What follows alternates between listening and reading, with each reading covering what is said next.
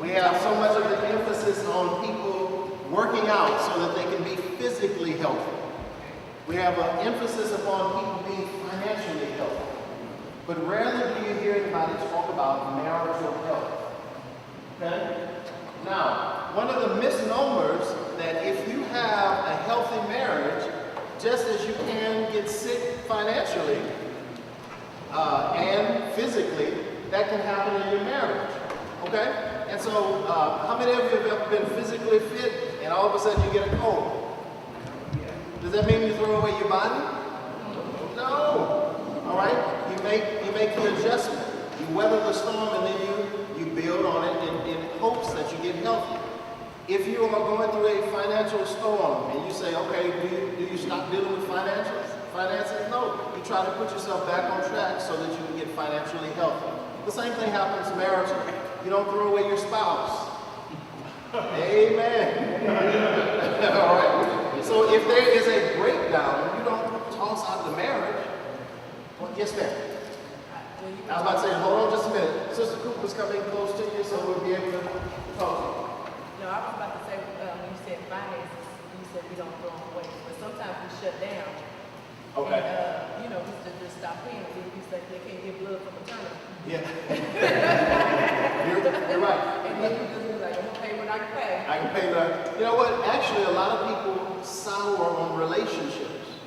And so what happens is, unfortunately, and thank you for bringing that up, a lot of people go through hardships in their marriages, and so what they say is, this is the last time I ever do this. Okay? If something happened to my spouse, I promise you, I ain't never gonna do this again. And so what happens is that they throw away the whole institution of marriage, not understanding that there's a common denominator. It's that person. And so if you don't make some adjustments, then you may repeat the same thing over and over and over again. Okay? I'm working on a little piece now that talks about if we're not healthy before marriage, then we carry what is called, we historically call that the baggage into the next relationship. All right? You want to be close again? All right. Just keep going. Take it.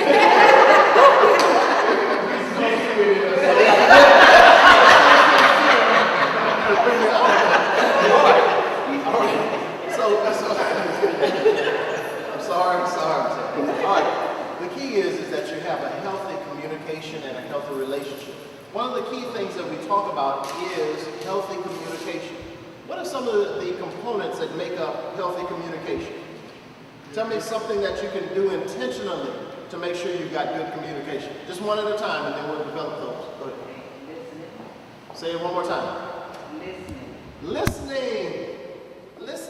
You may want to jot these down if this is your first time. We're reviewing in order for us to make sure we're on the same page. The first thing is listening. And so we want to ask, if your spouse, as a matter of fact, how many couples do we have? Let's take a look at that. If you are sitting next to your spouse on a scale from 1 to 10, I want you to grade how well your spouse listens to you. On a scale of 1 to 10, 10 being the best, 1 being the best, 10 being the worst. Yeah, just mark it down. Just mark it down. And it's always fascinating to see this. If you are sitting next to your spouse, if your spouse is not here, I want you to write down the number that you think for your spouse. If you're grading your spouse's level of communication, how effective are they in communicating? Okay? All right? Now, with the couples sitting next to each other, let's find out. Couples sitting next to each other. Did you write the number down? Yeah. You wrote it down up there. Okay, I got you. All right. I'm gonna commit it so we can put it on the like this. All right, wonderful. The camera come around on this side. All right. So with communication. Now,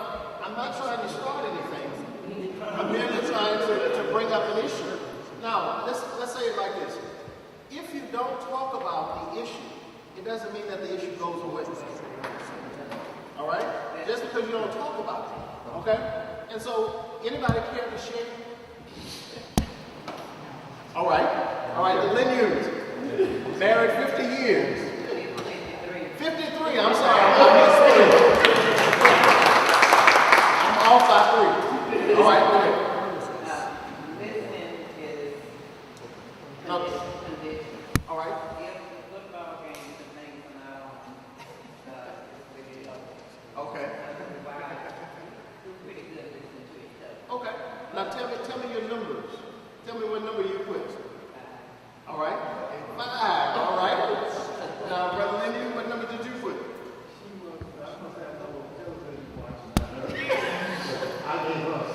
Oh, okay, okay.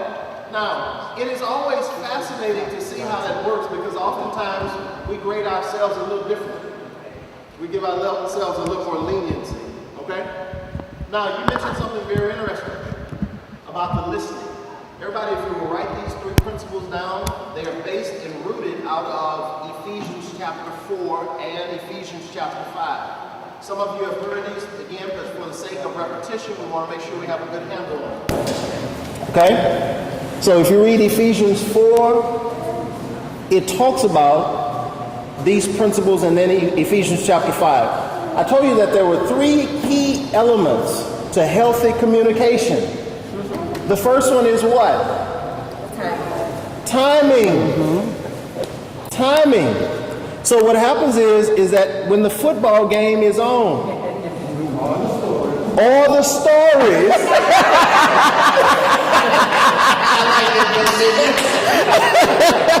All the stories.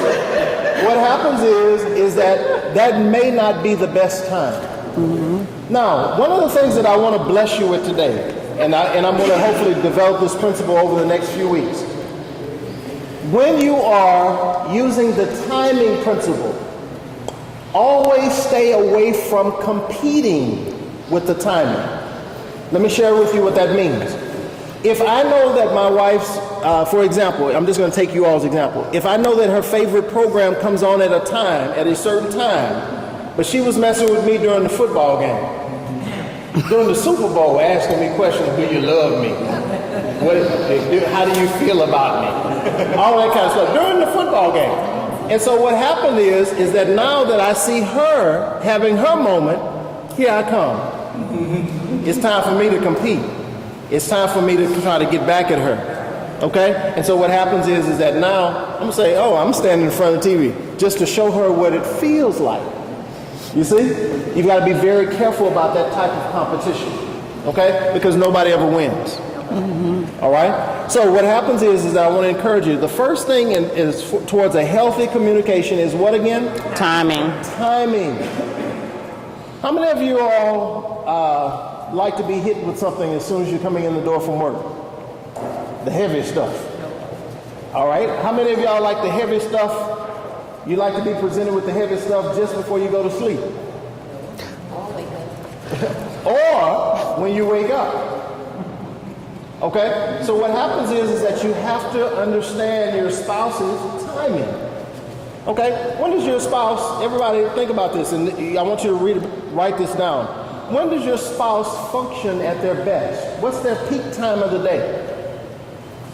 When are they most attentive? When are they most alert? Yeah, write it down because I want you to revisit this later on. So do you know that timing? One of the things that I share with my wife is that coming in the door after I've had a long day and I'm dealing with a lot of counseling, my mind is many times still processing what I've just talked to somebody about. Okay? And so to throw something that's very pertinent or very important on me as soon as I walk in the door is probably not the best time if you're going to get the response that you want. Everybody understand that? Now, by the same token, her statement is, when is your best time? When is it? I'm asking you, that wasn't rhetorical. As long as it's daytime. See? First thing in the morning, all day, but by 7, I was about to say, now, my wife functions differently. I know at night, I don't have the best time to bring something heavy, okay? As far as the content, because that's not her best functioning time. Oh, okay. Now again, for each spouse, it's different. But you've got to be able to understand that. And If you don't know your spouse's peak time, we all have patterns of behavior. Okay? There's certain things you do every time you come home from work. There are certain things you do every morning. Watch those patterns of behavior and watch how they react and respond, because the reality is we're continuing to learn each other, because we're all changing and evolving, so you have phases. So whatever the peak time was before the beginning of the marriage 53 years ago, Sister Lynn, you might be a different time at this time. So there should be constant evaluation of our spouse's behavior patterns, okay? And that will give you insight into what their peak times are. All right. So again, respecting your spouse's functioning time, okay? That way you can maximize, hopefully, the communication. The second thing that I shared with you all, based out of Ephesians chapter 4, was what? Not only is it timing, but it's what? Tone. Okay? How many of you all would receive things better if somebody said it to you differently? Right. Yes, sir. Yes, sir. I got a witness, huh? All right. The key is the tone. If you say what you want to say, you have to have a purpose for saying what you just said. So what happens is, unfortunately, if my tone is not right, I can taint what I wanted to say. Okay? Now, there are some times that, just in the natural dynamic, especially if you have a relationship, every relationship is not like this. It doesn't mean healthy or unhealthy. I'm just saying our dynamic. There are some times that I know my wife's buttons. Okay? And so she'll say, "Ooh, you make me so sick." All right? "Ooh, you just get on my nerves." Okay, I know nobody else has said that. All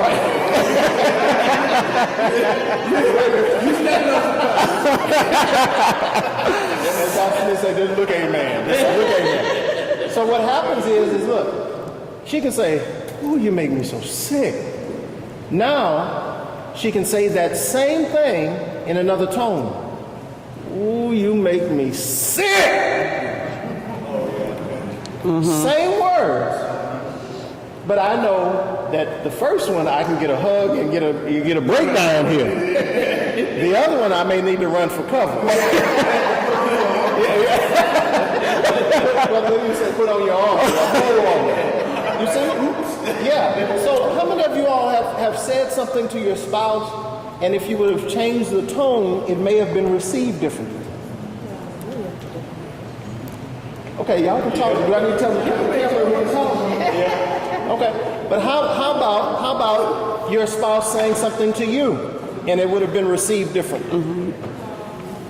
No? Oh, okay. What? It says after, right? But the tone is tempered. I think the tone is tempered by your intent, your motive. Okay. Right. What are you trying to get over? And I think if, as individuals, if we stop and evaluate what it is that we are trying to accomplish in what we're saying, it could frame our whole tone. Okay? Because if we're angry and we're trying to make them do or manipulate them, that's when you get that ugly little less than be desired kind of tone. Okay? Or look. Yeah. So the receiving, you'd have to contend with the mood.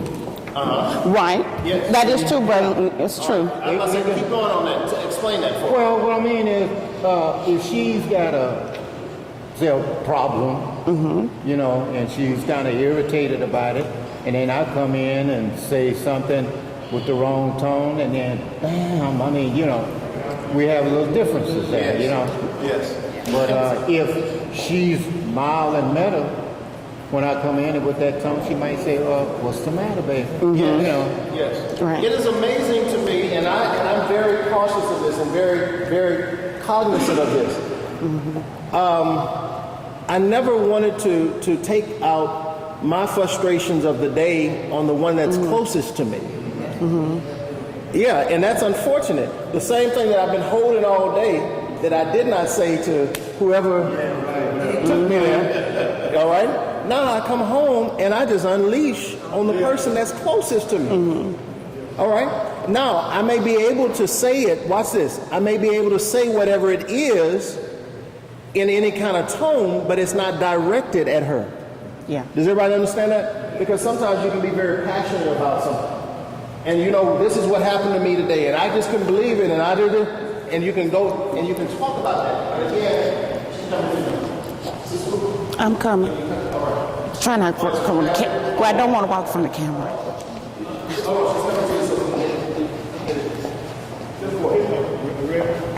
All right, go ahead.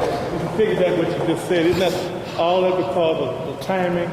Because you've already mentioned that a certain time, and Brother Leonard had already talked about his situation, how people are when they're in a mood, that's a time to do.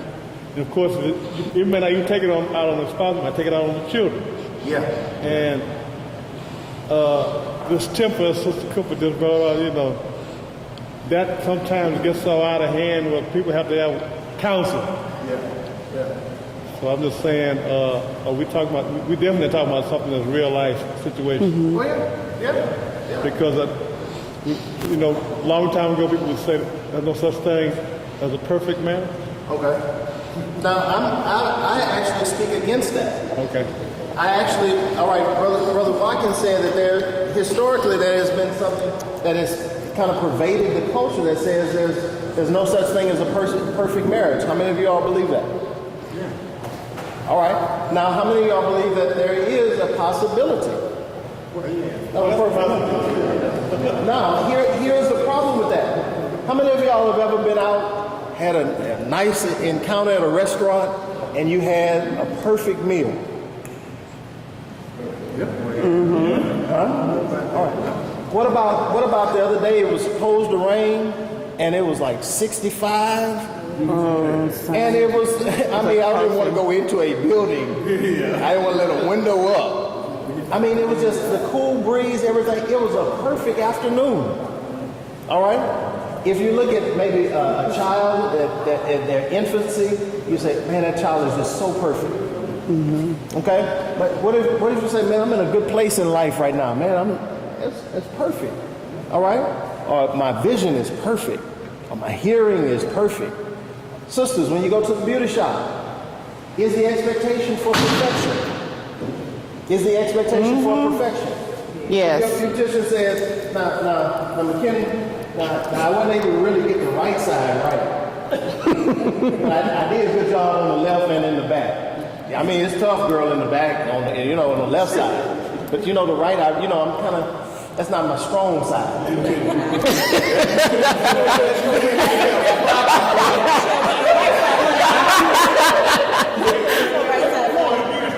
But look. So there's an expectation of perfection, is my point. But when was the last time you ever heard anybody say, our marriage is going to be perfect? Well, I'm saying even on the goal, on the agenda. I'm not saying, everybody listen, I am not saying that Sister Cooper and I have a perfect marriage. I'm talking about having it on the agenda, trying to get there. Okay? That's what I'm talking about. You're present. Listen, I'm tired of having to say this because it sounds imbalanced. I've learned in the years to stop apologizing for the good that God has invested in our marriage. Yeah. Because that may not be everybody's story, but I'm tired of apologizing. It's not bad. Yeah. I enjoy going home. Yeah. Amen. Well, like yourselves and your spirituality, That's exactly you're right. always striving to be perfect. Exactly Well, right. same way with the marriage, 53 years is a long time, but we still striving. That's it. It's on the agenda. Yeah. And everybody, listen, this is something I want to change in our way of thinking.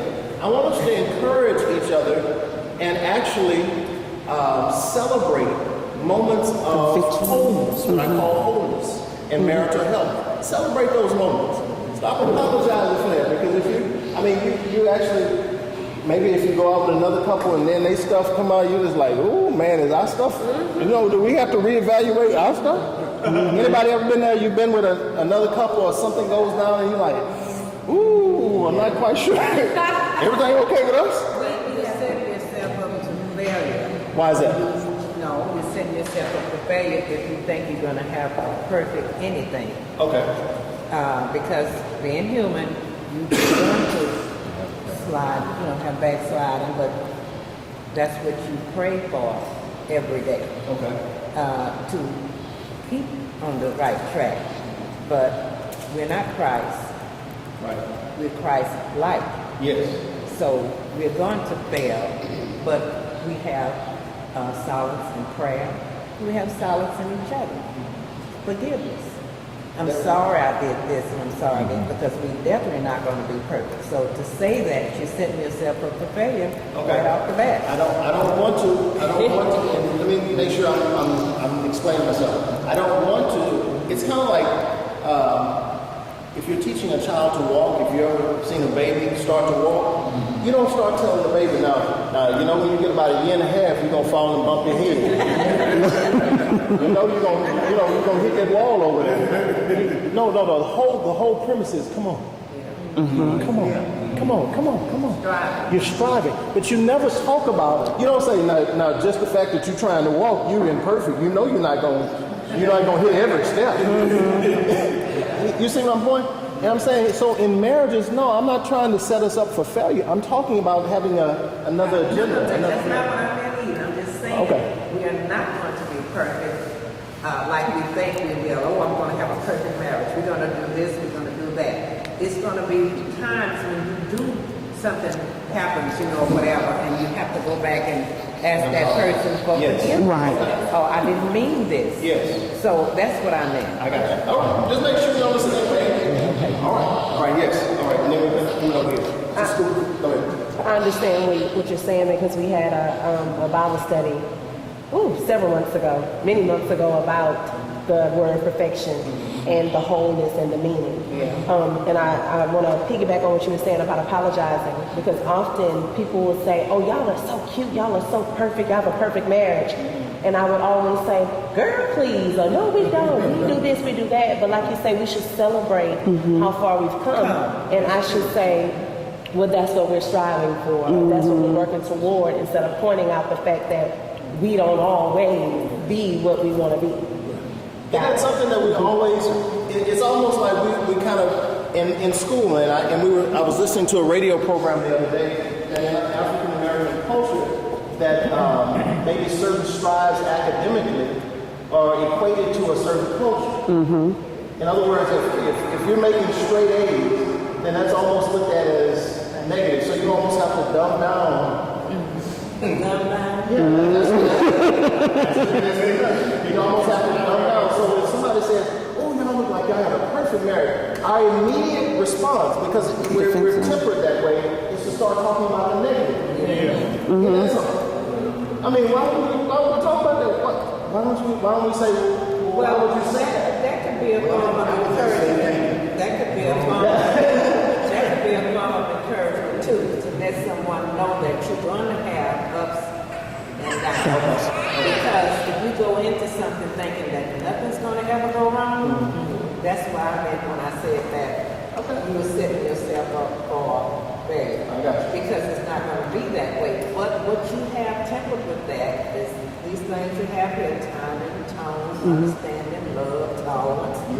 So that has to come into play, but only with maturity, because you're growing. And the first, I could say by maybe the first 5-6 years of marriage, you know, really kind of like try.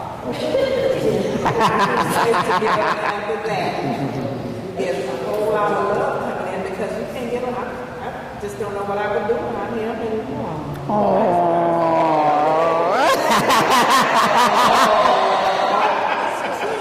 you didn't have that at first. That's what I'm saying. You didn't have that at first. You're like like you say, this baby. Sister Linda, you brought up something very excuse me for interrupting. You said about that 5 to 6 year period. In our culture, because we're such an accelerated culture, couples are now, they're not making it 5 or 6 months.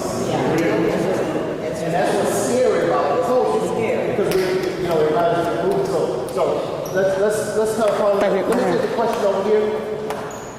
No, I was going to say what you were saying about education. Like, if I'm teaching your child, you don't want me to teach your child low because they've always been a failure.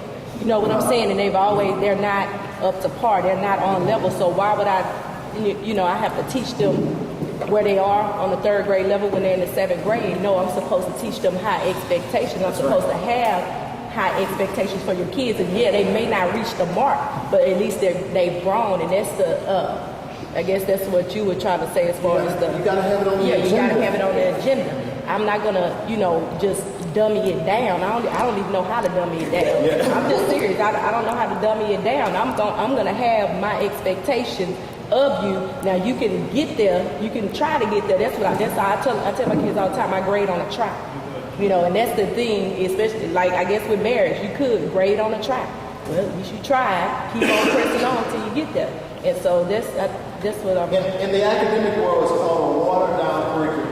Mm-hmm. All right? So you're a parent, and you walk in, and you see that the teacher who's teaching your child is watering down the curriculum. You know that you're going to have a problem. Because what happens is that when they get into what is called the real world, they're not prepared for it. Because the bar has been so low. You see? All right, so I'm like... we get a note saying one of our sons is talking too much in class. I'm saying, give him extra work. That's right. You have my permission. I talked about, and they gave me something to do.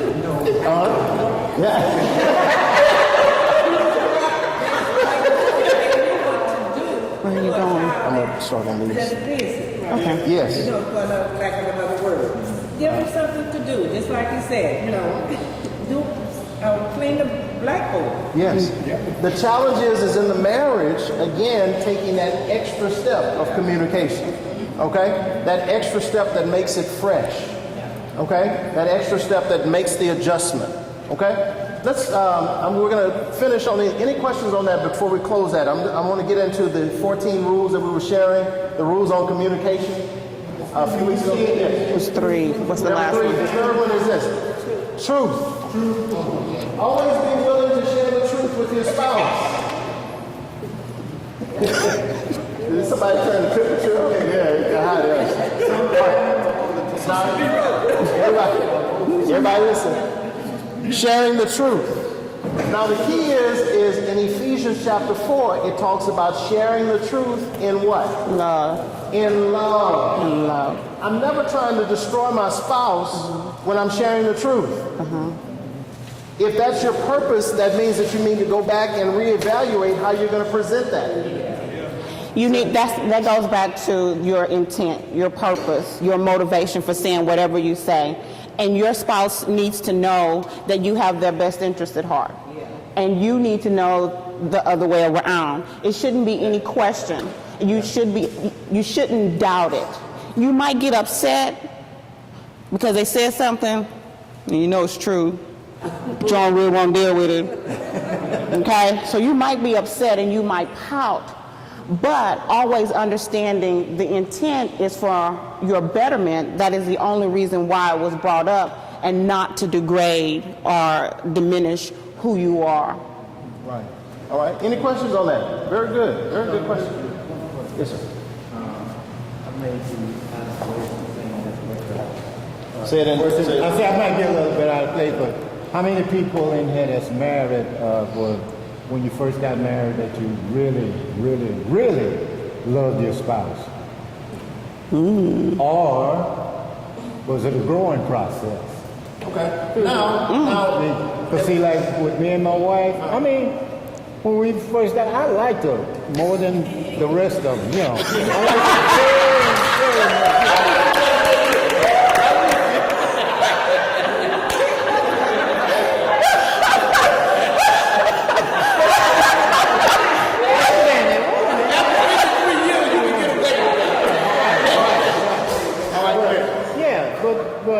Yeah, like I said, I liked her very much, and I said, well, this is the one I'm going to spend my time Yes, sir. the rest of my life with. But, like I said, it was liked very much at first, you know? Yeah.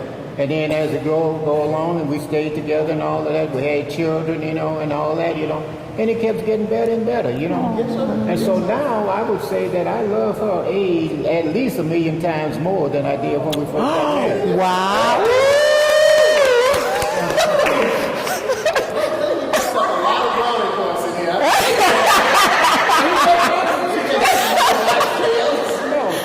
Let me share something with you. This is our testimony. What is that thing true? No, that's what I was about to say. That's the truth. Now, let me share something on that principle. The love can grow. Yes. My wife and I met, and 5.5 weeks later, she just had to have me.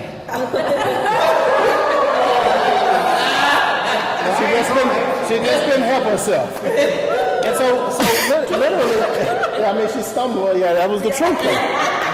5.5 weeks later, we married. So there was not a dating period. Okay, there wasn't that process. So yeah, I liked her a lot, enough to channel my energies towards her, and vice versa. And thank God, Floresville next month. What, next month? You remember? Do you remember? 19 years of marriage, by the grace of God.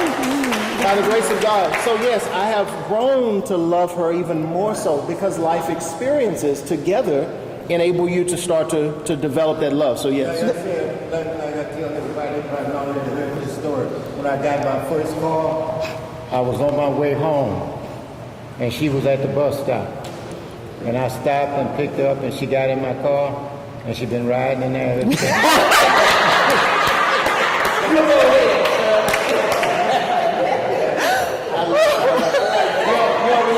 We have about 5 minutes, and I'm sorry we're going to have to close it up. I want to finish on these last few principles, and I want to reiterate some of them that we shared in the past, but we want to review these. In order to help with effective communication, see if you can see yourself in the midst of these. Eliminate the use of the words never and always. Absolutes. Stay away from absolutes. Here is the challenge. If your spouse is saying something to you and you're having to make the adjustment, here's what we do sometimes as men. Now, women, y'all can confess this yourselves, but I'm talking about as men. Oh, so I guess I can't do nothing right then, huh? Oh. I can't ever satisfy you. Yeah. Stay away from absolutes. You never do anything with me and the family. That shuts it down. There's going to be a barrier there right away. Stay away from absolutes. Okay? The second one, try not to blame or shame your spouse. There was a friend of mine that was real close to me. We were in a group setting, and they said something with the intent to embarrass their spouse.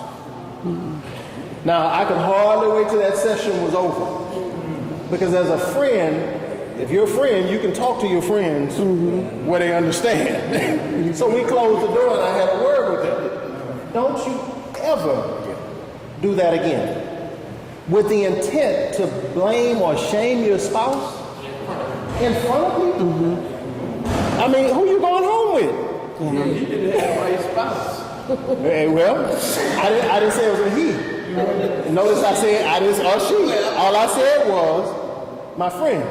And the reason being is because you never want to. Now, you can have some wonderful conversations on the ride home if you want to address an issue. Okay? But never do it to embarrass your spouse. Okay? Number 3, don't name call, label, or belittle. Somebody has these memorized, huh? Y'all have the notes. Good. Don't name call. Okay? I'm not talking about terms of endearment. Okay? And affection. I'm talking about trying to embarrass. Okay? The other one is use I feel statements rather than you statements. Use I feel. because nobody can tell you really how you feel. I can say, look, I feel like you don't really consider me when you're doing this. I feel that way. Now, everybody, if your spouse thinks enough to say it, There's some validity to it. what's that? There's some validity to There's it. some validity to it. Whether you think it's, again, we can't grade our own paper trying to say that's how you ought to accept me, okay? But you can say, if that's how you feel, that was certainly not my intention. Okay? All right, yes. And if you come into a marriage and it's not your first marriage, try not to take the baggage from the first marriage to the second marriage. You're doomed to failure because this person is their own person. Leave that stuff alone and give that person a chance. Let me share something with you. We're going to have a special segment on that. I'll try to give you all at least a month's notice in that, or at least we may have to have a special session in a month for that. It's called remarriage and dealing with remarriage and divorce, all those issues. Because what happens is that in our culture, people are having marital-like relationships before they even get married. And so what happens is that I'm exhausted by the time I get married. Yeah, I thought y'all were fighting. I'm going to develop that. I'm writing on that, really. And so what happens is that people are maritally exhausted prior to even getting married. The first time. The first time. Because they've been trying to make it work. All these other relationships, and so all that baggage comes. Sister Lynn, you brought up something very interesting.